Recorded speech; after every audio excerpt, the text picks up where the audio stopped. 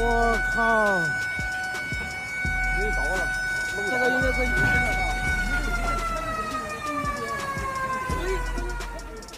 28 मार्च 2025 की सुबह म्यांमार के लिए एक डरावना दिन बन गया। यहाँ के मध्य हिस्से में 7.7 तीव्रता का जबरदस्त भूकंप आया, जिसने पूरे इलाके को हिलाकर रख दिया।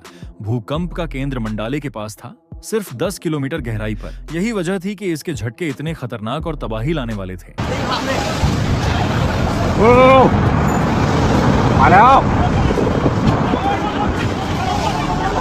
इस भूकंप की ताकत इतनी ज्यादा थी कि सैकड़ों किलोमीटर दूर तक इसके झटके महसूस किए गए। थाईलैंड, भारत और चीन जैसे पड़ोसी देशों में भी लोग डर के मारे घरों से बाहर निकल आए। चारों तरफ अफरा तफरी मच गई, लोग घबरा गए और कई जगहों पर जनजीवन पूरी तरह से रुक गया। ये भूकंप सिर्फ एक देश तक सीमित नहीं रहा, बल्कि पूरे इलाके के लिए एक भयानक याद बन गया।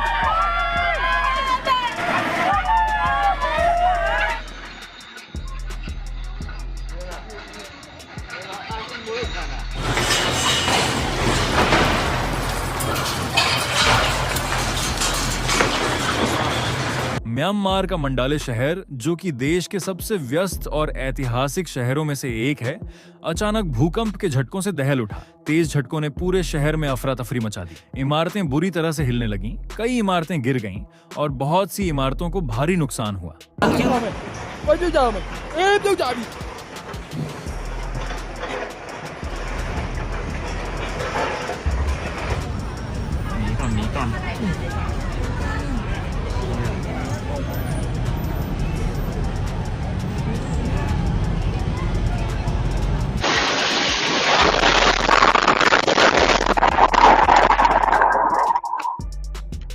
जो वीडियो सामने आए उनमें डरे सहमे लोग सड़कों पर भागते नजर आए, क्योंकि झटकों के बाद भी लगातार आफ्टर शॉक्स आते रहे।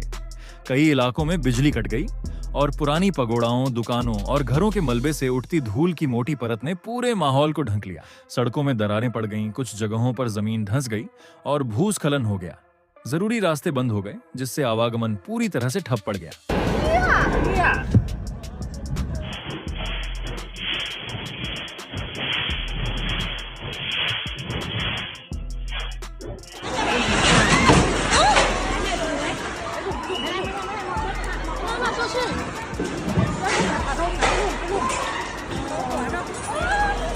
इरावती नदी पर बना एवा ब्रिज, जो शहर का एक बेहद जरूरी रास्ता था, भूकंप के झटकों में आंशिक रूप से ढह गया। इसकी वजह से राहत और बचाव दल के लिए कई हिस्सों तक पहुंचना बेहद मुश्किल हो गया। यांगून से मंडाले तक जाने वाली रेलवे लाइन भी बुरी तरह प्रभावित हुई।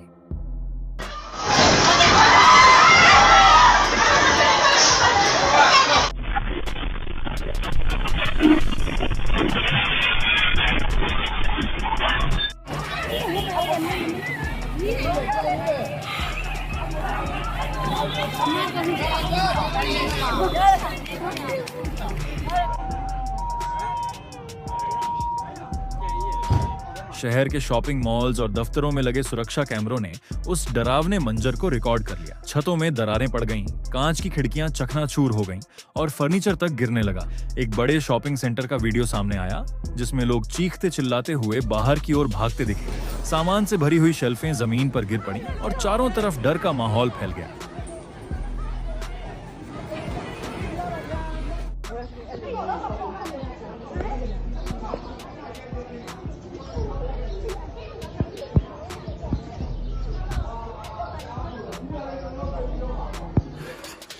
ยับไม่มีอะไรเหลือชิ้นดี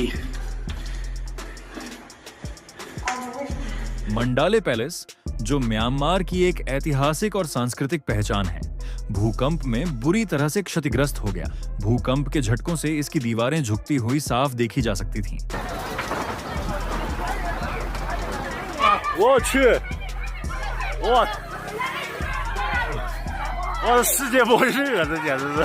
ग्रामीण इलाकों में भी तबाही कम नहीं थी। गांवों में आमतौर पर लकड़ी और बांस के बने घर होते हैं, लेकिन ये घर इस भूकंप की ताकत के आगे टिक नहीं सके।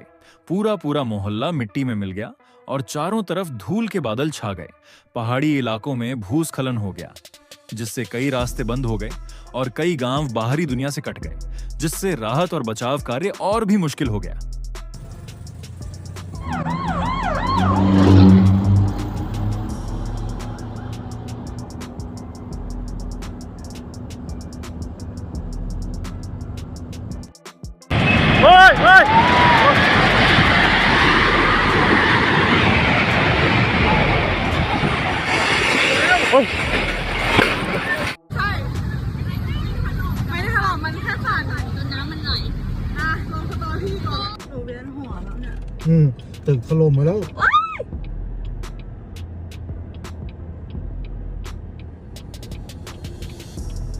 भूकंप का असर सिर्फ म्यांमार तक ही सीमित नहीं रहा।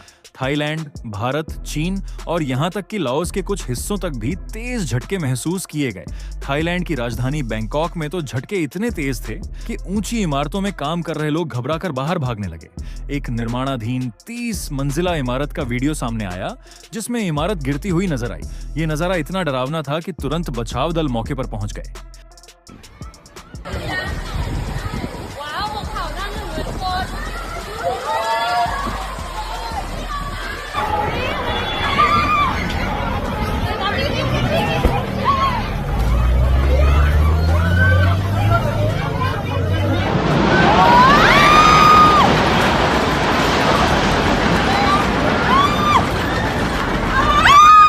चीन के युन्नान प्रांत में भी लोगों ने अपने घरों में फर्नीचर हिलते और झूमते झूमर देखे।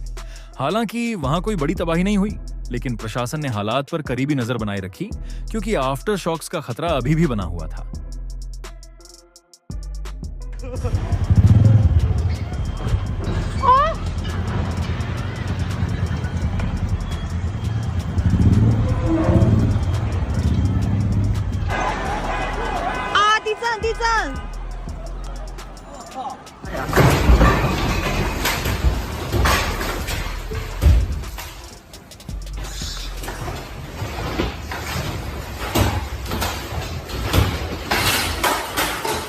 भारत के कोलकाता में भी लोगों ने लंबे समय तक झटके महसूस किए, जिसके चलते एहतियात के तौर पर मेट्रो सेवाओं को अस्थायी रूप से बंद कर दिया गया।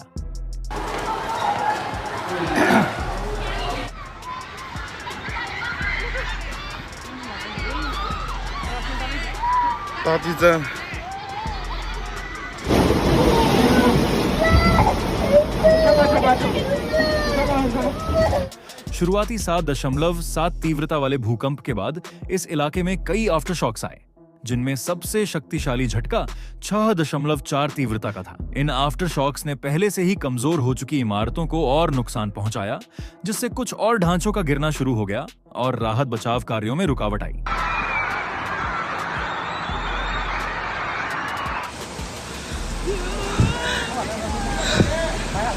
小心电，小心电，主要是小心电。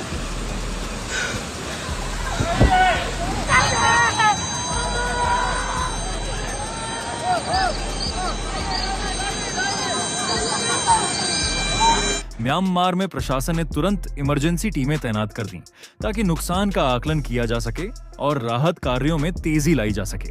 सेना, पुलिस और फायर फाइटर्स की टीमें मलबे को हटाते हुए नजर आईं, जो किसी भी फंसे हुए व्यक्ति की तलाश में जुटी थीं।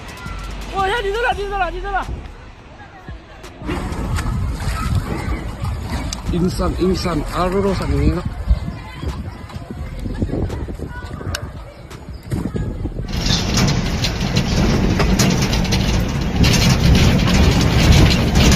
खुले मैदानों में अस्थायी शिविर लगाए गए क्योंकि हजारों लोग फिर से किसी बड़े भूकंप के डर से घरों के अंदर लौटने से डर रहे थे।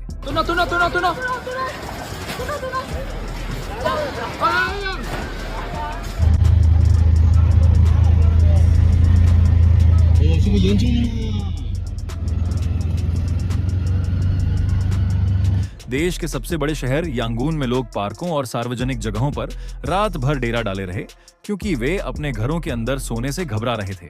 ग्रामीण और पहाड़ी इलाकों में बचाव कार्य और भी कठिन हो गए क्योंकि भूस्खलन के कारण कई सड़कें बंद हो गईं।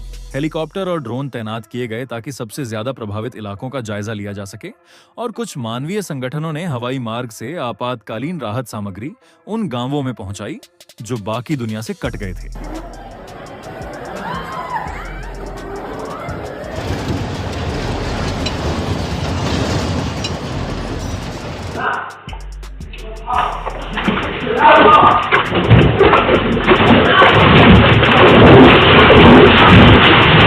म्यांमार सगाइंग फॉल्ट पर स्थित है, जो दक्षिण पूर्व एशिया के सबसे सक्रिय भूकंपीय क्षेत्रों में से एक है। विशेषज्ञों का कहना है कि यह भूकंप हाल के वर्षों में देश में आया सबसे शक्तिशाली था और अब भूवैज्ञानिक यह पता लगाने की कोशिश कर रहे हैं कि क्या यह भूकंप भविष्य में और भूकंपीय गतिविधियों को जन्म दे सकता है। वैज्ञानिकों ने चेतावनी दी है कि आने वाले दिनों और हफ्तों में और झटके आ सकते हैं, इसलिए लोगों से सतर्क रहने की अपील की गई है।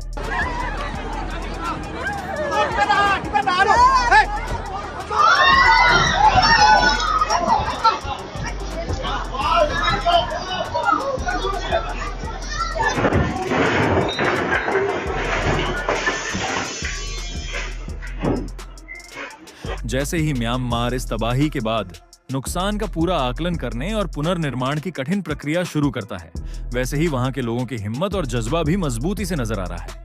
समुदाय एक दूसरे की मदद के लिए आगे आए हैं, प्रभावित लोगों को आश्रय, भोजन और सहारा दे रहे हैं। इस विनाशकारी भूकंप से पूरी तरह उबरने में महीनों नहीं, बल्कि शायद सालों लग सकते हैं। 在一头面脚找不住啊，这些脚找不住啊。 底下装到那个底下跪了，跪อยู่ครับเราอยู่